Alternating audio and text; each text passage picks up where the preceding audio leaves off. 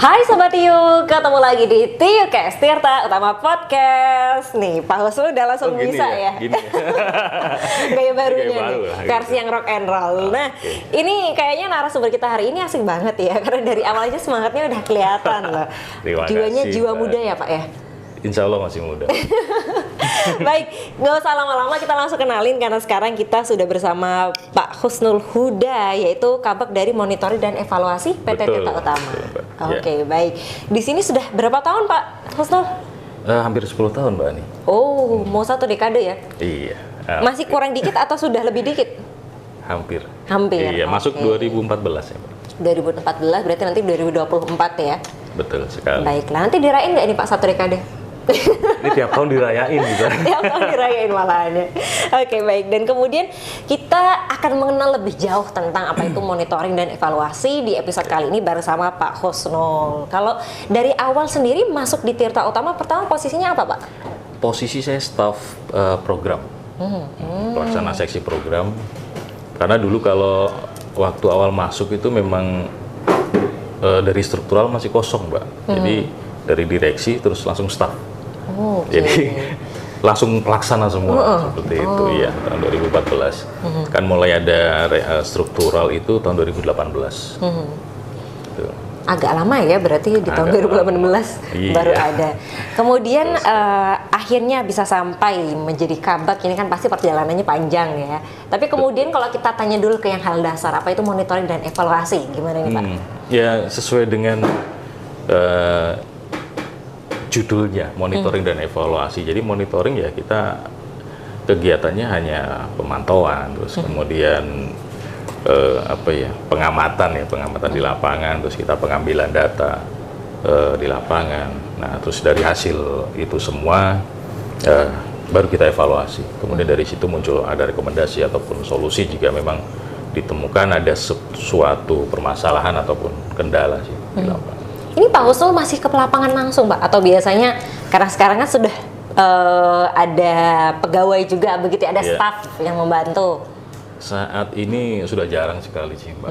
Jadi memang sekarang gimana ya, untuk regenerasi Mbak. Regenerasi penerus, kalau dulu ya awal-awal di 2014 saya malah nggak pernah di kantor Mbak.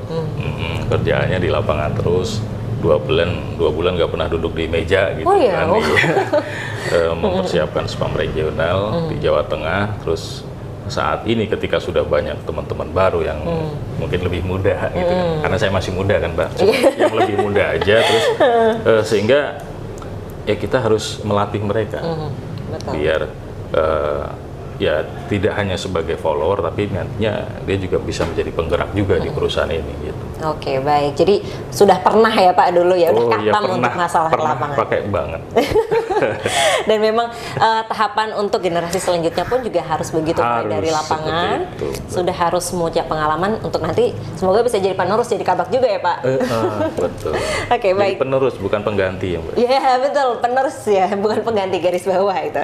Untuk job desk-nya sendiri dari monitoring dan evaluasi itu apa saja Pak biasanya? Ya tadi itu yang disebutkan di awal. Nah intinya tugas inti kita itu memastikan operasional dari unit-unit kerja di masing-masing spam regional itu bisa berjalan dengan baik, gitu ya. Bisa dari awal dari unit air baku, kemudian transmisi, produksi, distribusi sampai dengan kepelayanan itu berjalan dengan baik. Jadi kita memonitor dari awal hingga akhir apakah ada permasalahan atau suatu kayak apa ya, fluktuasi, anomali. Nah, kalau misalkan kadang tuh ada data-data anomali ya, oh bisa ada yang turun, ada yang naik, ini ada apa? Nah itu yang menjadi domain kami dalam kegiatan sehari-hari kami. Jadi pada prinsipnya monitoring dan evaluasi ini memastikan bahwa bisnis proses kita atau Tirta Utama itu bisa berjalan dengan baik. Oke, dan Tirta Utama ini kan wilayah kerjanya luas ya Pak, se-Jawa Tengah. Ya. Ini berarti semua unit-unit juga ada di bawah monitoring dan evaluasi Betul Pak sekali. Husnul. Iya. Oke, nah itu kemudian bagaimana Pak untuk biasanya apa yang menjadi kendala di setiap unit dan bagaimana untuk mengatasinya? Kalau kendala kami kalau saat ini memang mungkin tools ya Mbak ya, tools ataupun alat-alat untuk kita mengambil data. Jadi selama ini kan kita kebanyakan masih manual. Jadi teman-teman kita yang ke lapangan, maksudnya yang teman-teman unit itu benar-benar pengambilan data itu by manual. Saat ini memang sedang dirintis untuk kita digitalisasi, Mbak. Digitalisasi mungkin flow meter atau alat ukur. Nah, dari situ kita bisa pantau secara sentral. Jadi bisa dari misalkan kantor pusat ini ataupun mungkin dari HP. Nah, itu kita bisa memonitor semua pengamatan secara langsung. Nah, memang saat ini kita masih menggunakan ya teman-teman ya manual. Jadi mungkin masih ada kayak jeda waktu keterlambatan dalam penanganan. Oke, baik, digitalisasi. Memang sekarang di era seperti ini di seluruh unsur pekerjaan itu butuh ya Pak yang namanya Butuh digitalisasi. sekali. Kemudian bagaimana dengan rencana itu sendiri? Apakah butuh sekarang sudah masuk dalam proses pembuatan, perancangan atau masih rencana? Ini saat ini sebenarnya sudah sebagian tools kita sudah support. Jadi ya kita menggunakan alat-alat yang nantinya bisa digunakan untuk apa yang namanya kita bisa otomasi report gitu kan. Nah, tinggal nanti ini kan tetap butuh sebuah server, Mbak. Sebuah server sistem. Nah, ini dari direksi juga sudah memprogramkan pada tahun ini untuk membentuk dan menargetkan bahwa sistem itu harus jadi tahun ini. Tentunya ERP seperti itu. Nah, ini sedang disiapkan oleh kawan-kawan IT. Nah, nanti itu sebagai wadahnya. Nah, kami menyiapkan toolsnya. Nah, nanti itu bisa disinergikan seperti itu, Mbak Ani. Jadi semoga nanti 2024 sudah bisa berjalan semua ya. Insya Allah. Kemudian kalau kondisi monitoring dan evaluasi dari PT Tirta Utama sendiri sekarang seperti apa, Pak? Kalau saat ini ya kami sudah bisa memberikan mungkin informasi kepada seluruh stakeholder ya, nggak cuma dari internal PT Tirta Utama ini, tapi kami juga bisa dalam setiap saat juga kawan-kawan kemungkinan dari Kementerian PUPR, terus dari Dinas Bina Marga dan Cipta Karya Provinsi, kemudian dari Bapeda ataupun dari biro-biro di provinsi, ataupun dari teman-teman dari kabupaten kota, kalau misalkan membutuhkan sebuah data atau report yang mungkin ya sama-sama untuk bahan evaluasi juga buat stakeholder, kami bisa dengan cepat memberikan. Jadi tidak membutuhkan waktu yang lama karena memang tim kami ya alhamdulillah cukup sigap ya, baik di tim yang di kantor pusat maupun di teman-teman di unit itu kan saling saling bersinergi dan melengkapi. Nah, jadi ya kondisinya ya seperti itu, Mbak. Kita masih suplai data sih kalau seperti itu. Oke, baik. Dan kalau untuk dari Monef sendiri biasanya dilakukan setiap periode berapa lama?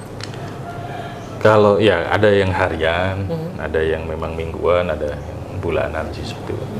Yang harian kan memang ada teman-teman rutin yang tadi saya sampaikan kita masih manual, jadi teman-teman dari operator unit itu mengirim data harian. Terus kemudian yang mingguan ini kita evaluasi adalah kegiatan setiap minggu, setiap hari Jumat seperti ini kami biasanya melakukan koordinasi secara daring, Mbak. Jadi via Zoom kita berkumpul baik seluruh tim teknik ataupun nanti melibatkan unit juga untuk kita berkoordinasi. Nah, terus nanti setiap bulan juga kita melakukan report, Mbak, reporting hasil dari ini serapan dari masing-masing off-taker di kabupaten kota di PDAM itu kepada Dinas Bina Marga dan Cipta Karya seperti itu. Jadi memang ya kita sangat sering sekali untuk melakukan koordinasi dengan baik stakeholder di internal maupun eksternal. Oke, ternyata nggak cuma bagian humas saja ya yang untuk kemudian banyak bersentuhan dengan pihak eksternal. Beda nih, Mbak. Kalau saya urusannya data, Mbak. Monef juga loh ini ya, hubungannya sama data pula. Dan kemudian kalau untuk tadi kan disebutkan bahwa juga melaporkan mungkin tentang serapan-serapan di daerah. Nah, kalau sejauh ini di PT Tirta Utama di unit-unitnya bagaimana, Pak? Ya bervariasi, Mbak Ani. Jadi ada yang memang on target. Kita kan selalu pasang target nih tiap tahun. Tiap tahun kami pasang target, nah ada yang bisa linear dengan target kita, ada juga yang berbeda seperti itu. Nah, jadi untuk case serapan ini yang di spam regional di Jawa Tengah memang yang agak sulit ya kita mencapai target serapan memang di wilayah Kabupaten Kebumen. Nah, di sana memang ada ya mungkin ada kesulitan juga di wilayah ataupun di pemerintah Kabupaten Kebumen ataupun di PDAM-nya. Tapi kami kan berupaya dengan beberapa alternatif solusi lah. Mau seperti apa nanti kita untuk menambah serapan. Ya, karena kita kan evaluasi nih dari beberapa bulan ataupun beberapa tahun yang lalu, malah dari awal saya ngitung akhirnya kan di Kebumen tuh kurang lebih di kuartal awal 2018. Jadi kan sudah hampir 18 sampai 2023, 5 tahun ini ya sudah berjalan di sana, dan kita evaluasi memang untuk peningkatan serapan itu mungkin kurang menyenangkan gitu, naik turun gitu ya. Kan biasanya kita harapan kita kan linear naik terus kan. Nah ini bisa naik turun. Nah ini kan yang menjadi bahan evaluasi kami seperti itu.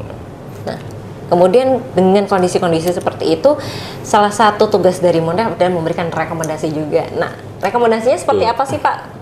Nah sebenarnya juga rekomendasi itu juga kadang muncul dari eksternal ya, dari teman-teman dinas ataupun dari kementerian seperti itu, dan dari kami sih sebenarnya juga ya intinya ada di komunikasi antara dua pihak ini ya, dua pihak yang bertransaksi ini, dari kami dan di pihak PDAM.